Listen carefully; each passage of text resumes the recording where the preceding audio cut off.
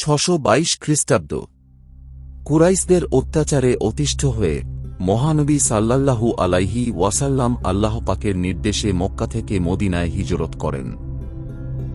হিজরতের পর মহানবী হযরত মুহাম্মদ সাল্লাল্লাহু আলাইহি ওয়াসাল্লাম মদিনায় একটি নতুন রাষ্ট্র প্রতিষ্ঠা করেন। এটিকে পৃথিবীর ইতিহাসে প্রথম ইসলামী রাষ্ট্র হিসেবে গণনা করা হয়। তার প্রায় 8 বছর পর 630 খ্রিস্টাব্দের জানুয়ারি মাসে অষ্টম হিজরিতে মহানবী সাল্লাল্লাহু আলাইহি ওয়াসাল্লাম বিনা রক্তপাতে মক্কা বিজয় করেন এবং সমগ্র আরব বিশ্বকে ইসলামের ছায়াতলে নিয়ে আসেন। এ ঘটনার প্রায় 2 বছর পর 10ম হিজরিতে 632 খ্রিস্টাব্দে মহানবী সাল্লাল্লাহু আলাইহি ওয়াসাল্লাম আরাফার ময়দানে বিজয় হজ্জে এক হৃদয় বিদারক ভাষণ দেন। সে ভাষণে তিনি বলেন, তোমরা ইসলামের বাণী বিশ্বব্যাপী ছড়িয়ে দাও, আর আমার কাছ থেকে যদি একটি আয়াতও জেনে থাকো সেটিও অপর ভাইয়ের নিকট পৌঁছে দাও। বিদায় হজের ভাষণের পর সাহাবায়ে কেরাম রাজিয়াল্লাহু আনহুগণ ইসলাম প্রচারের জন্য বিভিন্ন অঞ্চলে ছড়িয়ে পড়েন। সে সময় কতিপয় সাহাবা ইসলাম প্রচারের উদ্দেশ্য সুদূর মক্কা হতে বর্তমান বাংলাদেশ পর্যন্ত চলে আসেন। বিশ্বনবী হযরত মুহাম্মদ সাল্লাল্লাহু আলাইহি ওয়াসাল্লাম এর জীবদ্দশায় হযরতের চাচাতো মামাসহ 4 জন সাহাবা বাংলাদেশের চট্টগ্রাম, কক্সবাজার ও মিয়ানমারের আরাকান এলাকায় ইসলাম প্রচারের জন্য এসেছিলেন। তারা এখান থেকে সুদূর চীন পর্যন্ত ইসলাম প্রচার করেছিলেন। প্রিয় ভিউয়ার্স, ডেইলি ইসলামের আজকের পর্বে আমরা জানব মহানবী সাল্লাল্লাহু আলাইহি ওয়াসাল্লামের জীবদ্দশায় বাংলাদেশে ইসলাম প্রচারের ইতিহাস সম্পর্কে। তার আগে সবার কাছে অনুরোধ থাকবে, আমাদের চ্যানেলের কন্টেন্ট আপনাদের ভালো লাগলে অবশ্যই লাইক, কমেন্ট, শেয়ার করে চ্যানেলটি সাবস্ক্রাইব করুন। প্রতিদিন এমন ইসলামিক ভিডিও পেতে বেল আইকন প্রেস করুন। তাহলে চলুন আর দেরি না করে শুরু করা যাক। ডেইলি ইসলাম। ইসলামের আবির্ভাবের বহু পূর্ব থেকেই আরব বণিকগণ বাণিজ্যের জন্য ভারত মহাসাগরের তীরবর্তী বন্দরগুলোতে যাতায়াত করতেন বলে প্রমাণ পাওয়া যায়। এমনকি এ উপমহাদেশের আদি নাম সিন্ধ ও হিন্দ পর্যন্ত আরবদের দেওয়া। আরব বণিকরা মালাবার হয়ে চীনের পথে বঙ্গোপসাগরে প্রবেশ করতেন। চট্টগ্রাম ও মেঘনা তীরের চাঁদপুর ছিল নদীবন্দর। এখান থেকে তারা চন্দন কাঠ, মশলা, সুতি কাপড় ইত্যাদি ক্রয় করে নিয়ে যেতেন।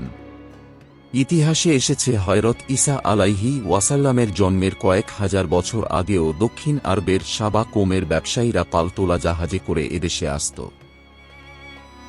ওই সাবা কওমের নামানুসারে নামকরণকৃত শহর সাবাউর অর্থাৎ সাবাদের শহর আজও ঢাকার অদূরে সাভার নামে পরিচিত হয়ে এদেশে সাবা কওমের আগমন স্মৃতি বহন করছে। এছাড়া বাররুল হিন্দ বা ইন্ডিয়ার ভূখণ্ড বা বরেন্দ্র ভূমির কথা তো সর্বজনবিদিত। খ্রিস্টপূর্ব 6ষ্ঠ শতাব্দীতে পারস্য সম্রাট সাইরাস উপমহাদেশে আর্যদের অন্যতম রাজ্য গান্ধারা জয় করেন।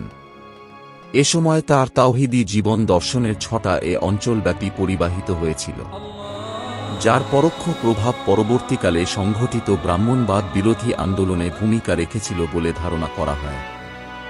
ঐতিহাসিকদের মতে উপরোক্ত প্রেক্ষিতে ইসলামের শুরুর দিকেই আরব মুসলিম বণিকদের মাধ্যমেই এদেশে প্রথম ইসলামের আগমন ঘটে। বাণিজ্যের পাশাপাশি সমগ্র দক্ষিণ এশিয়ার বিস্তীর্ণ উপকূলবর্তী অঞ্চলগুলোতে তারা ইসলাম প্রচার করেছিলেন, যার মধ্যে বাংলাদেশও ছিল। বিশ্বনবী হযরত মুহাম্মদ সাল্লাল্লাহু আলাইহি ওয়াসাল্লাম এর জীবদ্দশায় হযরতের চাচাতো মামা হযরত আবু ওক্কাস উহাইব বিন মালেক সহ 4 জন সাহাবা বাংলাদেশের চট্টগ্রাম, কক্সবাজার ও মিয়ানমারের আরাকান এলাকায় ইসলাম প্রচারের জন্য এসেছিলেন। তাঁরা এখান থেকে চীন পর্যন্ত ইসলাম প্রচার করেছিলেন। চীনের ক্যান্টন সমুদ্রতীরে অবস্থিত সাহাবী আবু ওয়াক্কাস মালিক বিন ওহাইবের মসজিদ ও কবর সে সাক্ষ্য দেয়। 8ম হতে 9ম শতাব্দীতে সন্দ্বীপ, রামুসহ দেশের বিভিন্ন স্থানে বণিক ও মুবাল্লিগরা ইসলাম প্রচার করেছিলেন বলে ঐতিহাসিক প্রমাণ পাওয়া যায়। তৎকালীন আরব লেখকদের বর্ণনায় শামরুক ও রাহমি রাজ্যের কথা এসেছে, যা পাল সাম্রাজ্যের অন্তর্ভুক্ত ছিল। রাজশাহী পাহাড়পুর বৌদ্ধবিহার ও কুমিল্লার ময়নামতিতে প্রাথমিক আব্বাসীয় যুগের মুদ্রা পাওয়া গেছে। সম্প্রতি লালমনিরহাটে ৬৯ হিজরিতে নির্মিত একটি প্রাচীন মসজিদের ধ্বংসাবশেষ পাওয়া গেছে।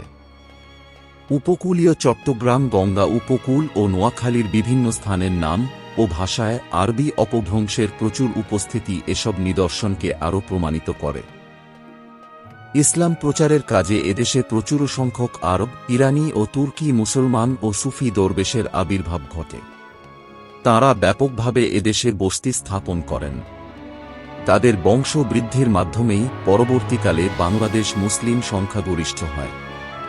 সুতরাং এ কথা পরিষ্কারভাবে বলা যায় যে এদেশের মুসলমানরা সবাই তফসিলি হিন্দু বংশধর নয়। হিন্দুদের মধ্য থেকে যারা ইসলাম গ্রহণ করেছিলেন তাদেরও অনেকেই ছিলেন রাজ পরিবারের সদস্য।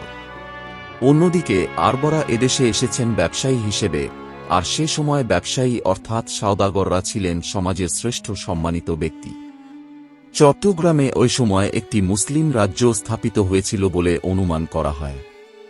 এদিকে ভারত থেকে বাবা রতন আল হিন্দ অথবা রতন আবদুল্লাহ আল হিন্দ মদিনায় গিয়ে রাসূল সাল্লাল্লাহু আলাইহি ওয়াসাল্লামের কাছে ইসলাম গ্রহণ করে সাহাবা হওয়ার গৌরব অর্জন করেছেন বলে জানা যায়। শুধু তাই নয়, মালাবারের অনুগত চেরদেশের রাজা চেরম রাসূল সাল্লাল্লাহু আলাইহি ওয়াসাল্লামের কাছে গিয়ে ইসলাম গ্রহণ করেছিলেন বলেও জানা যায়। সুতরাং বলা যায় যে হিজরি প্রথম দিকেই বাংলায় ইসলামের আগমন ঘটেছিল। তবে ওই সময় ইসলাম প্রচারের উদ্দেশ্যে এতদঞ্চলে যারা আগমন করেন তাদের বিস্তারিত বর্ণনার ক্ষেত্রে ইতিহাস নীরব। পরবর্তীকালে আগতদের মাত্র কয়েকজনের নাম জানা যায়, যারা মূলত মধ্য এশিয়া ও পারস্য থেকে এদেশে আগমন করেন। প্রিয় ভিউয়ার্স, ডেইলি ইসলামের আজকের পর্বে আমরা মহানবী হযরত মুহাম্মদ সাল্লাল্লাহু আলাইহি ওয়াসাল্লামের যুগে বাংলাদেশে ইসলাম আগমনের ইতিহাস সম্পর্কে জানলাম। ভিডিওটি ভালো লাগলে অবশ্যই লাইক, কমেন্ট ও সাবস্ক্রাইব করুন। প্রতিদিন এমন ইসলামিক ভিডিও পেতে বেল আইকন প্রেস করুন। আজকের মতো এখানেই বিদায় নিচ্ছি। পরবর্তী পর্বে আবারও কথা হবে নতুন কোনো বিষয় নিয়ে। ততদিন ভালো থাকুন, সুস্থ থাকুন এবং নিরাপদ থাকুন।